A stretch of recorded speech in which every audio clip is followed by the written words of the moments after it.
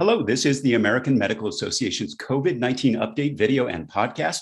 Today, we're discussing what physicians need to know about the latest Pfizer booster authorization, who's eligible, why boosters are needed, and what this means for larger efforts to fight the pandemic. I'm joined today by Dr. Sandra Fryhofer, AMA's liaison to the Advisory Committee on Immunization Practices, or ACIP, and a member of ACIP's COVID-19 vaccine work group. Dr. Fryhofer is also chair-elect of the AMA Board of Trustees. I'm Todd Unger, AMA's Chief Experience Officer in Chicago. Dr. Fryhofer, the Pfizer booster authorization seems to have traveled a somewhat unusual and somewhat confusing course. So we hope that you can clarify things for us today. Can you start by explaining kind of the chain of events that lead up to ACIP's initial recommendation? Well, let me first begin with the CDC's final and official recommendation, and then I'll explain how we got there. In a nutshell, Pfizer boosters only apply to certain adults at least 6 months after receiving a 2-dose Pfizer series, and you must be 65 or have health issues or have high exposure jobs or conditions to qualify. The journey, however, started a month ago with the Biden administration's promise of boosters for everyone beginning the week of September 20th. I realized it was just an oversight not to acknowledge the role of FDA and ACIP in this process when it was announced, but it did ruffle some feathers. VRBPAC, FDA's independent advisory committee, met on September 17th to discuss Pfizer's request for full approval of a 3rd dose booster for everyone 16 and older. This request was soundly defeated unanimously.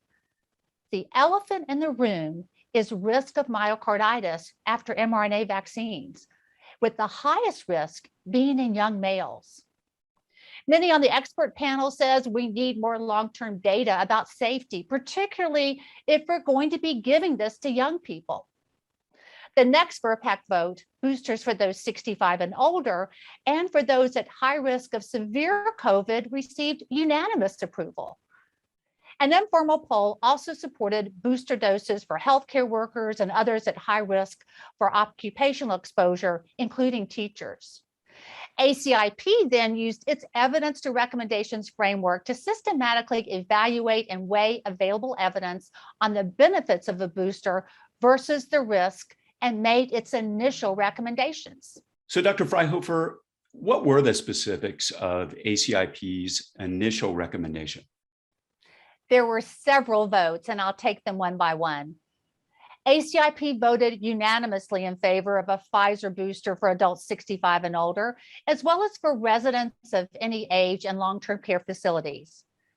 ACIP gave another thumbs up for booster doses for those 50 to 64 with underlying medical conditions, as well as for boosters for 18 to 49-year-olds with underlying medical conditions based on individual benefit and risk. They voted no for giving boosters to those 18 to 64 in occupations or institutional settings where the burden of COVID infection and risk of transmission are high. Now, understand, this was a no vote for boosters for healthcare personnel and teachers, and I must admit, this did not sit well with me. Boy, one thing you can take away is there is a lot of attention on this data.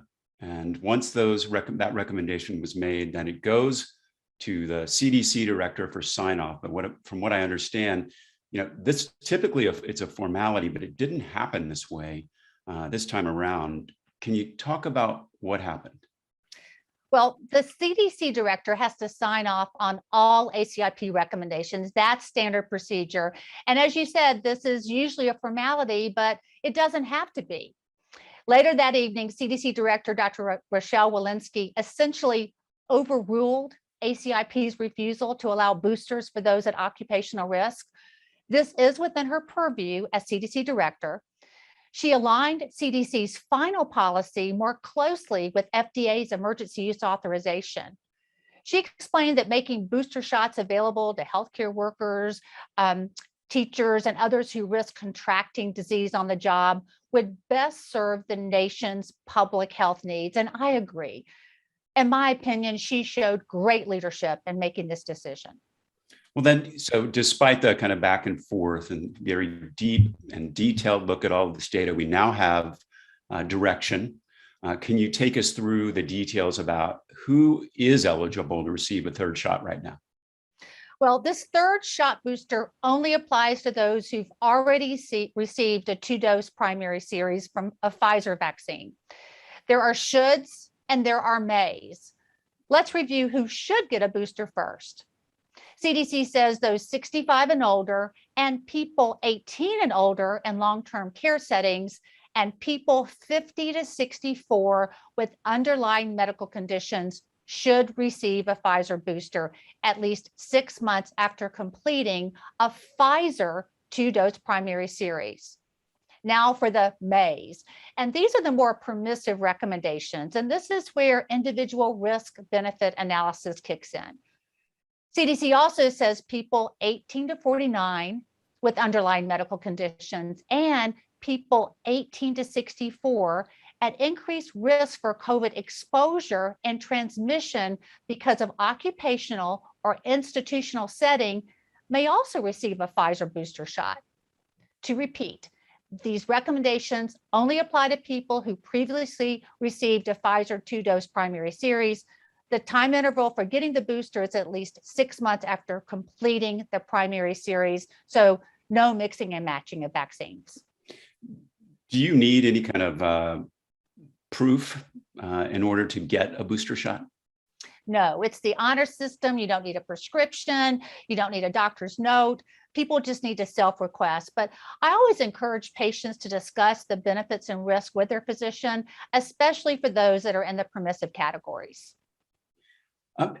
ACIP's recommendations did take a somewhat narrower view of subgroups eligible for the boosters than the FDA's authorization. How does the FDA's decision play into this? Well, the ACIP vote on boosters for occupational risk was very close. It was far from unanimous, and it was contrary to FDA's advisory group recommendation. CDC's final and official decision, as per the CDC director, is more in line with FDA's emergency use authorization for the booster. In its news release about the EUA for the Pfizer booster, FDA said this would allow booster doses for healthcare workers, teachers, daycare staff, grocery workers, and those in homeless shelters and prisons who were 6 months out from a 2-dose Pfizer primary series. This decision, in essence, addresses not only waning immunity, but also the increased risk of infection for those at high risk of exposure. Dr. Fryhofer, obviously, there are a lot of pieces of data supporting the decision to authorize boosters. Can you take us through some of the key data? First off, we have 3 safe and highly effective COVID vaccines. COVID vaccines continue to maintain high protection against severe disease, hospitalization, and death. However, a CDC study published in MMWR the same day as FDA's advisory committee meeting shows Pfizer's vaccine effectiveness declined significantly from 91% down to 77% at more than 4 months after the second vaccine dose. To me, this is sort of a wake-up call. Pfizer data presented showed waning immunity with time at 6 to 8 months after the second vaccine dose based on neutralization titers. They used data from a Kaiser Permanente study to show waning immune effectiveness was not due to the Delta variant escaping vaccine protection. Data from Israel's 3rd dose booster program with boosters given at least 5 months after the second dose showed more than 10-fold improved protection against confirmed infection and severe COVID. Israel's data on those 60 and older has been published in the New England Journal of Medicine. At the ACIP meeting, safety and vaccine effectiveness data from many sources was reviewed. There were no new safety surprises. Vaccine safety surveillance will continue. There were significant declines in VE vaccine effectiveness against infection in individuals 65 and older for mRNA vaccines in the Delta period. There were smaller declines in VE against hospitalization in individuals 65 and older, but the declines in older patients were more substantial than in younger populations. Among younger adults, those under 65, vaccines remained effective in preventing hospitalization and severe disease. But vaccines may be less effective in preventing infection or symptomatic illness due to waning immunity over time and the Delta variant. So it's interesting. I mean, I think, people are not used to just this continuing amount of data coming in as we learn our way through this pandemic. You mentioned the things that you have seen and we're supporting this. Is there any data that's lacking? What don't we know right now? There's a whole lot we don't know, and the data keeps rolling in. We still don't have a correlative protection when it comes to antibody levels. We still don't know about mixing and matching different vaccine platforms and brands. FDA has authorized the Pfizer booster under EUA, emergency use authorization. The booster recommendation only applies to Pfizer and only for those who received an initial Pfizer 2-dose primary series. We still don't have booster guidance from Moderna or Janssen. These are interim ACIP recommendations. Safety surveillance is still ongoing. These authorizations can be revoked at any time, so they're not set in stone. Recommendations could change and likely will change in the future based on new evidence. Let me just ask you to clarify one thing in what you just talked about. Obviously, for people who received the Janssen or the Moderna vaccine, can they get a booster now? Well, for Moderna, the only way you can get a booster right now is if you're immunocompromised. So you can't get a Moderna booster unless you are immunocompromised, or you should not. On August 12th, FDA authorized an additional COVID vaccine dose for certain immunocompromised people. And for immunocompromised persons, ACIP recommends an additional dose of either Pfizer for those 12 and older or Moderna for those 18 and older following a primary mRNA vaccine series. You give that additional dose at least 1 month after the primary series, and you need to try to give the same type of additional dose as the original series if you can.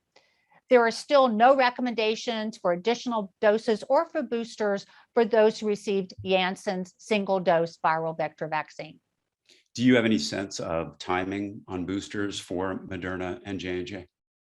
Well, again, this booster recommendation we talked about today only applies to Pfizer for those who received a Pfizer primary series. It does not apply to those who received 2 doses of Moderna or 1 dose of Janssen.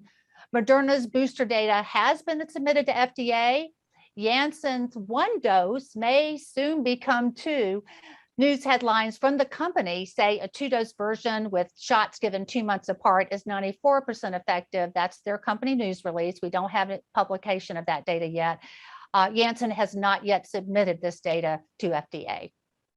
So obviously the Delta variant continues to kind of wreak havoc here in the States. How do boosters help with our larger efforts in fighting the Delta variant, eventually turning the corner on this pandemic?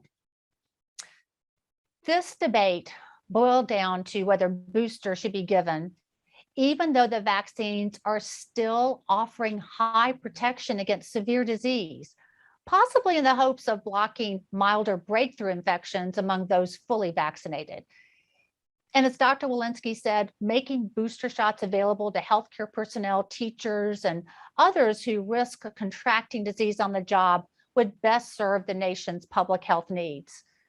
Frontline workers, including healthcare personnel and teachers and others, now have access to Pfizer boosters to strengthen their protection against COVID infection. We need to keep these frontline workers protected, well, and able to work. Our teachers need to be able to teach. Our healthcare workforce needs to stay well so they can care for our patients. But most of all, we still need to get everyone vaccinated. Absolutely. And on that note, any final thoughts regarding kind of where we are and where we're headed? Well, the definition of being fully vaccinated has not changed. For public health purposes, it's still 2 weeks after 2 mRNA vaccine doses or after a single Janssen dose. But even with all this talk about boosters, the top priority is still we need to vaccinate those not vaccinated. And as of September 14th, only 63.1% of those eligible have been fully vaccinated. So we still have much work to do.